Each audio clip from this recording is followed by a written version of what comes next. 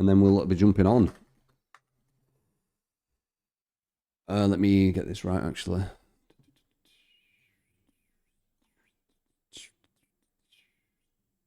Let's kind of get it to where I'm looking. There we go. So I know what you're looking at. New survivor, Aurella Rose. She has 3 perks. We know one of them sounds insanely broken. Yeah. But I don't actually know about the others. Let's see. So do no harm. When you heal another survivor, for each hook state they have, heal 50% faster. For each hook state. Okay, so you can heal 100% faster. And gain 3% progress for succeeding skill checks as well. Okay, so that's almost like a We'll Make It, right? You could I'm assuming you could have We'll Make It and that and just get like insanely quick heals. When you heal a survivor, for each hook state they have, and it can be at any time. Oh, interesting. That can be at any time. Interesting. So We'll Make It has like a certain activation point. This is forever when they're on 2 stages. This is actually in too bad of a perk. It's capped at 100% heal speed. Yeah, it's basically a We'll Make It where you don't need to stay at a hook, basically. It's not bad. It's not a bad perk, that. Duty of Care. This is the insane one. When you take a protection hit, when healthy, all other survivors within 12 meters gain 25% haste for 6 seconds. Insane. Absolutely insane. Probably meta, like straight away meta perk.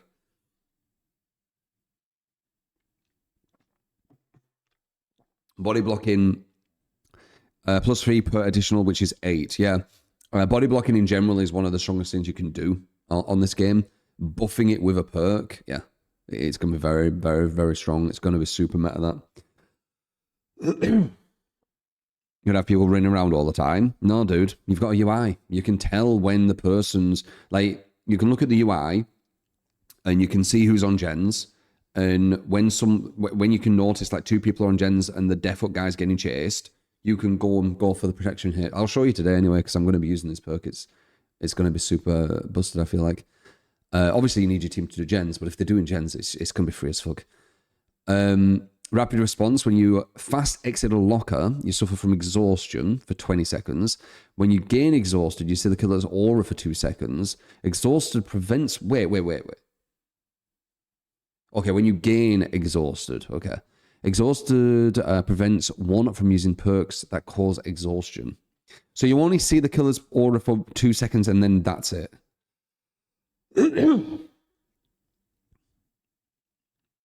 Duty of Care can be combined with Overcome, by the way.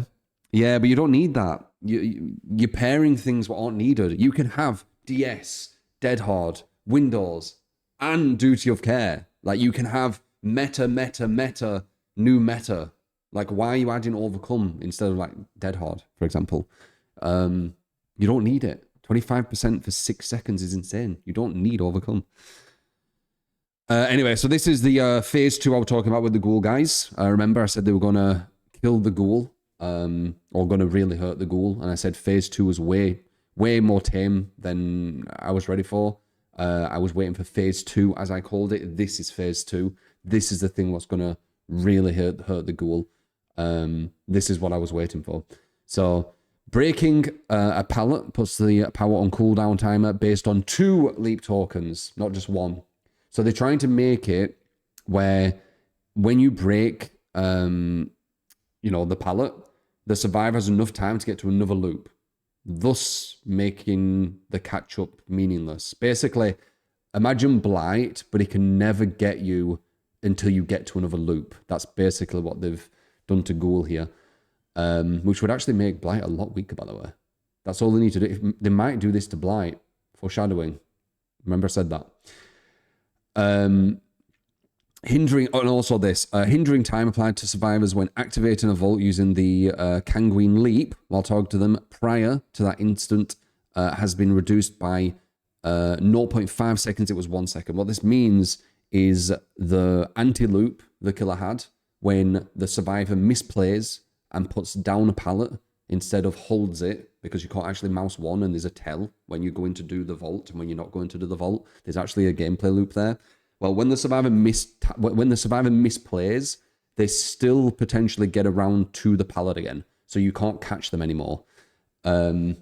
So yeah, that's so yeah. They've hurt the anti-loop. We don't know how bad this is. We'll have to see. If they get back around to the pallet, he's got no anti-loop anymore, and they've made it where the catch-up doesn't. It's very, very slight if it exists anymore. We need to check that as well.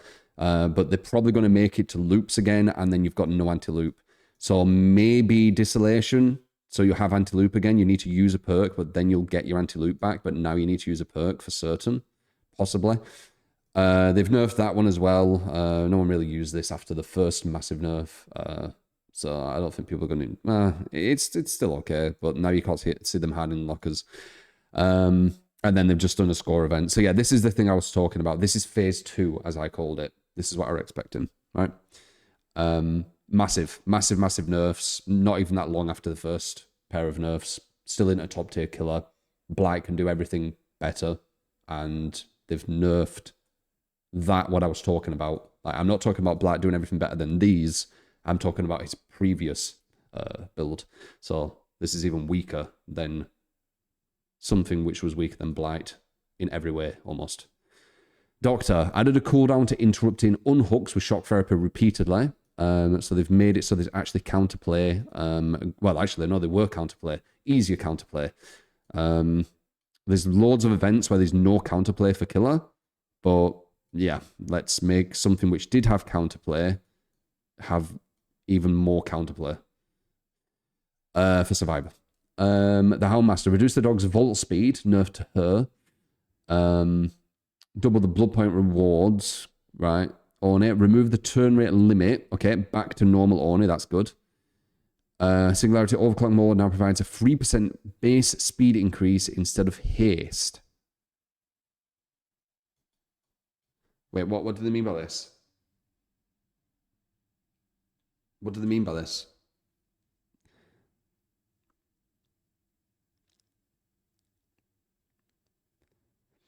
Perma haste. It means that the haste stuff will affect him a little more.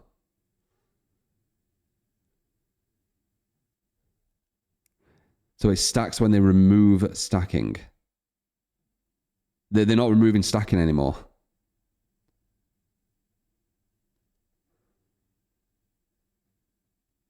A base speed increase instead of haste. I don't get it. So what did it used to do? Did it used to do 3% haste, but now it's doing 3% base speed, but it's literally the same thing. I'm missing this one. Do JK can be stacked with Hope? Yeah, I know. It's insane. I mean, you don't even need it. Hope's good enough. Hope, you're pretty much not going to get a good survivor with any weak killer. It's too strong.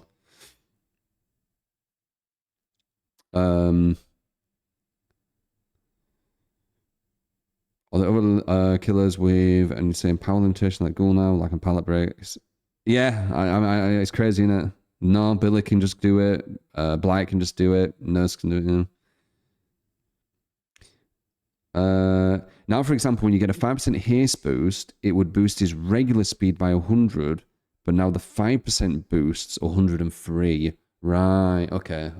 So it's a slight boost buff. It might be unnoticeable. So you're boosting 103% instead of 100%. So it's 5% of 100. Sorry, 5% of 103 instead of 5% of 100, which would be... What would 5% of 103 be? 5.3?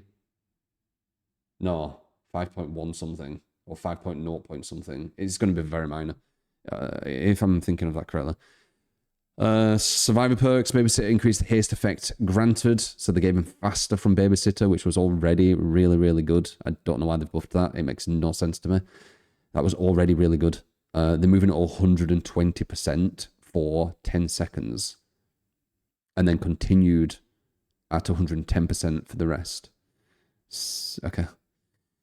And now they go at 125%. Yeah, sure. Increase the haste effect to 3%. They've buffed this as well for no reason. Increase the haste effect while near a carried survivor. So they've made breakout faster. No one left behind. Now increases the haste effect for unhooked survivors by 10% instead of applying a separate haste effect.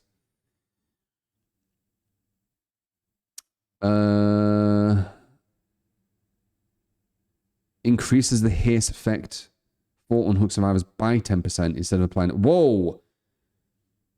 So basically it's 10% added on to the 110% at base, because they get 110% at base, don't they? So it's 11% basically. It's 11%. Right? And then if you add babysitter, it would be like 13% or 13.5%. Correct? 120. What? No, it's 10%, right? Added onto 110, which would be 11. So it's 121% in total, right? And then if it was this one, it would be 10%, 2.5, 137%, right? It's additive, not multiplicative. You're adding the speed, not multiplying it. Why would we be multiplying anything? It's 10% of something. I don't understand why I'd multiply.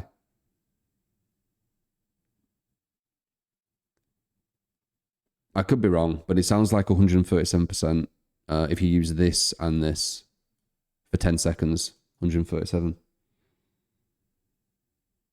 It's added on, it's 120. Well, why is it increasing the haste effect instead of applying a separate haste effect then? A separate haste effect would be 120. Yeah, you're wrong, Paul. I'm pretty sure.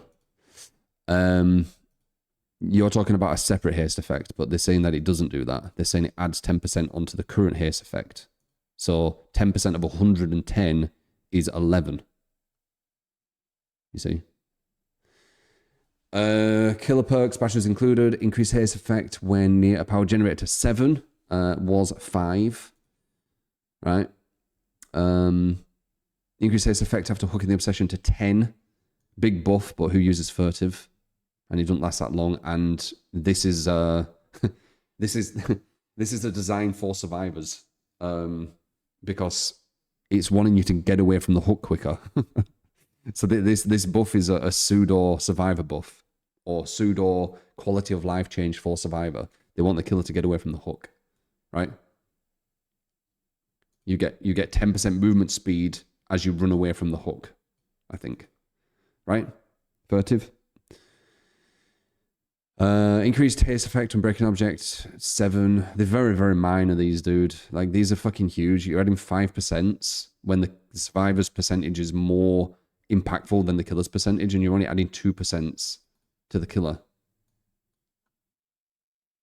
Like, why? I guess that's only 1%, but again, it's they gain a lot more from it, survivors. Pentimento dead. I don't want to look at it. Unbound, increase the haste effect after vaulting a window to 10% was 5. This would be good, but you need to injure someone. A lot of times you injure someone, you're not going to be close enough to a window to capitalize on the 10%. And then it'll be gone. Because it's got a time limit to it, right? So it'll be gone before they get to a window. Or if they do get to a window, they're going to vault it much faster or much sooner than you get to it, thus making the 10% not do much. That's the issue of Unbound.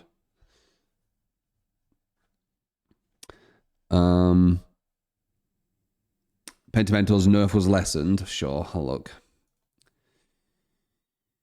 You see the aura of cleansed totems and can rekindle each totem once. While a totem is rekindled, survivors heal and repair 20% slower, plus 3% for each additional rekindled totem. It's meaningless. It's basically just, it's gone from 33% to 20%. That's it.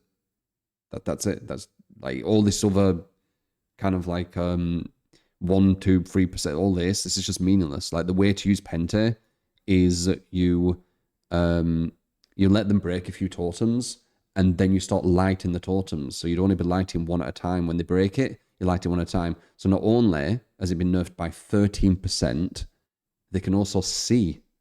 Yeah. Survivors cursed by this perk. You mean every survivor? Every survivor is cursed by the perk. So every survivor can see rekindled totem auras within 60 meters. It's dead. It's dead, man. It's dead. It's 13% worse, and all the team can see where the totem is when they walk past it. I think it's dead. It was already quite like gimmicky. Now it's just like, why would you use it? Quest system. Yep, cool. These are just quality life, right? Haste and hindered.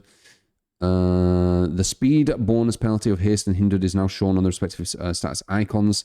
And I think it actually shows it on killer and survivor. So thank you for that, Debs. You've given us the same UI as the survivor, which is going to be just kind of cool to look at, seeing the percentage of speed that we're going at. It can be kind of fun. Abandon. Add a new killer scenario 10 minutes after you get to take a loss. Yeah, we know that, Devs. Good for us. We have to wait 10 minutes and then abandon and then take a loss as killer. Because the survivors hid because they couldn't complete the last gens.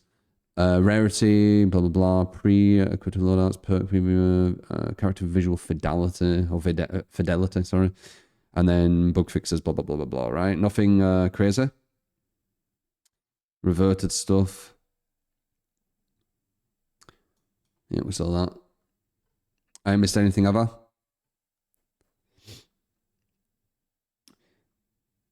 Why would you give killer an abandon option if is AFK entire match?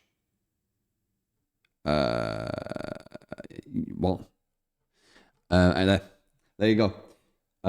So they hurt the ghoul. I don't know by how much, but I did expect that. I called it phase 2. Have a look at my ghoul reaction with the first nerf. I said there'd be a phase 2. This is it. Let's see. So